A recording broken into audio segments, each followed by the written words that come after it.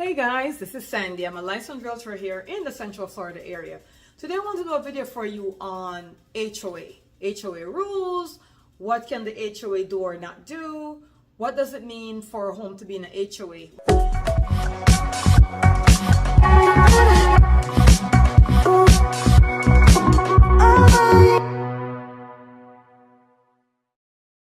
We get a lot of, I used to live in New York before I moved to Florida, but we do get a lot of questions when home buyers are coming in from different states or different out of the country, you know, Brazil, Canada, England, wherever, and they're not used to a HOA.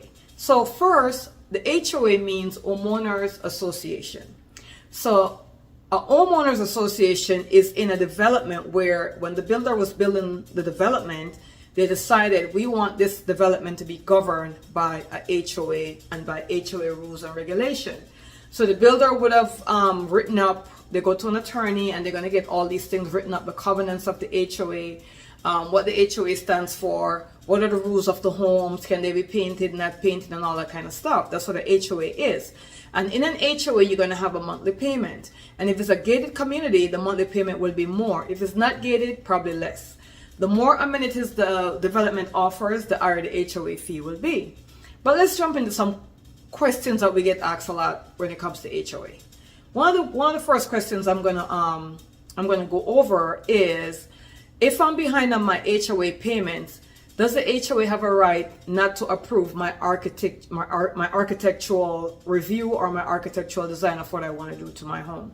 So in other words, if I'm behind on my HOA and I submitted architectural review to the board because I'm going to change my roof and I need them to approve it, or I need to paint my house and I need them to approve it, can they delay not giving me an answer because I'm behind on my payment? And the answer is they shouldn't, but they can, right? Because paying your HOA dues is very important. That's what keep the HOA running. And when you start to fall behind, they're probably going to be reluctant to look at any approval that you're asking them for. They're probably going to be like, I'm not sure, okay? HOA also frown upon modifications if you want to modify something on your property. So the question is, if I want to modify my property in some way, shape, or form, or maybe extend in an HOA, what would that look like? And the first thing they're going to do is they're going to go back to their covenant when the property was originally designed, and they're going to want each property to look alike. So if you want to add an additional sunroom, they might give you that approval. But if you want to add another level to your home and all the other homes in the development is single story, they may not give that approval. If you wanted to modify the inside of the home, possibly, because a lot of times they want the homes to be designed a certain way. So if Model A is supposed to have 4-bedroom and 2 baths, they don't want you converting Model A to a 3-bedroom, instead of a 4-bedroom, 2 baths, to a 3-bedroom, 3-bath home. And if you do that, they might need you to come in and ask for modification. Same thing, let's say you have a loft area and you want to close in the loft area and make another room or something. They have to come in and give the approval, because a lot of times these are for fire zones. You know, the fire codes the homes is built for a certain fire code. And if there's a fire in the home, they need to know what all the escape routes are. So if you took out a room or took out a window or something to that effect, then it would not be the same. And that would be an issue if the home was to burn down. So these are the reasons why the HOA needs all this information. Another question is, if I'm behind on my payment, can they stop me from coming in the community? For instance, in the example of a gated community, a lot of HOA will threaten their members and say, if your payments are behind, you won't have access into the property.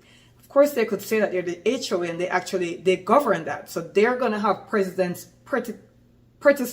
over the cops, right? Because that's private. The HOA is private property, right? It's like the cops saying you have to let somebody in your house. No, I don't. They don't live here. Need to buy or sell fast? Make one call, that's all. And put our 23 years of experience to work for you. Gift Group Sells Homes is the way to go. Call for 07-791-4713.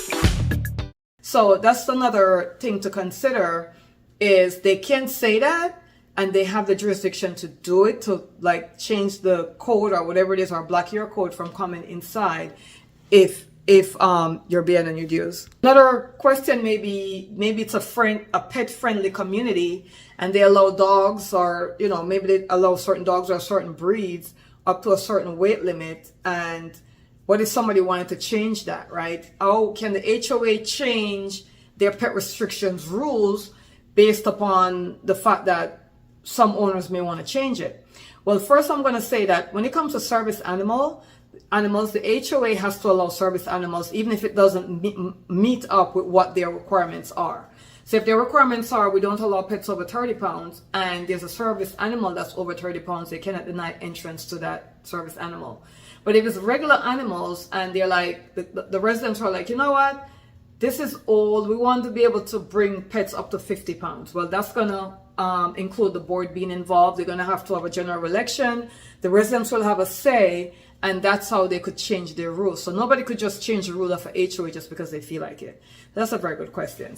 Another thing is, when HOA are dealing with the stressing and issues regarding rentals, like for an example, let's say the owner rented out their home in an HOA, but the renter is not living up to the HOA rules and regulation, right? And the HOA is now sending out letters to the owner saying, hey, your renter is not living up to whatever it is. The owner is going to be fined, not the renter. However, if there's a lease involved, the owner can just evict the tenant.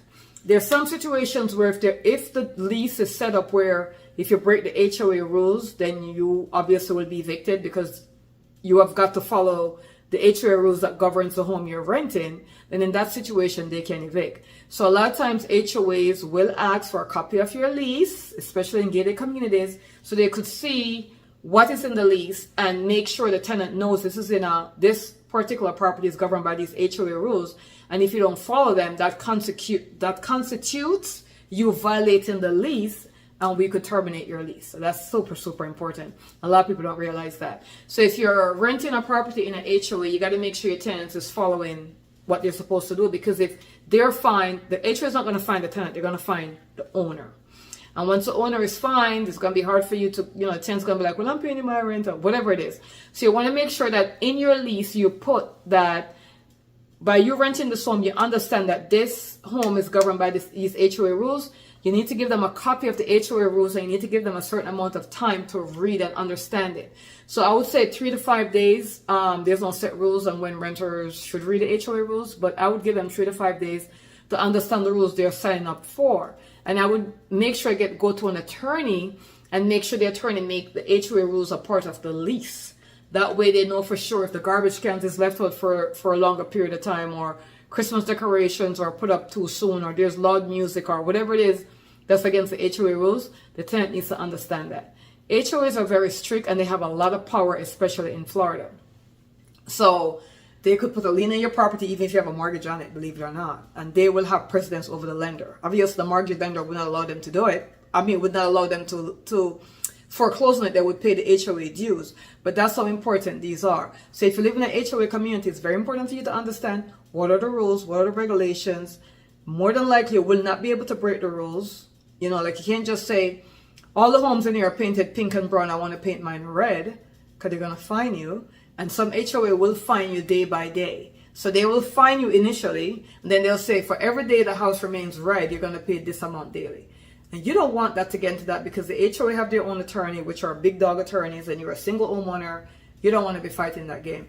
So if you're going to be in an HOA, make sure you understand the rules, the regulations, what the covenants say, what you're allowed to do and not do. A lot of times they'll give you the basic stuff, before you move in, but you might not know the fine print stuff. So it's important for you to understand that before you try to get into a HOA or a home.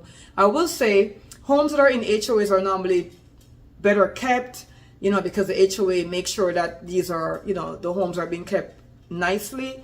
But then again, sometimes people don't like that because they think the HOA is very evasive. So that's something you may want to figure out, like, do I want to be in an HOA or not? That's a great question. All right, guys, I'll see you in the next video. If you have any questions for me regarding HOA, I am on a few boards. I don't know a lot, but I know something. So you can give me a call or send me a text, and we will be sure to discuss it with you. I'll see you on the next video.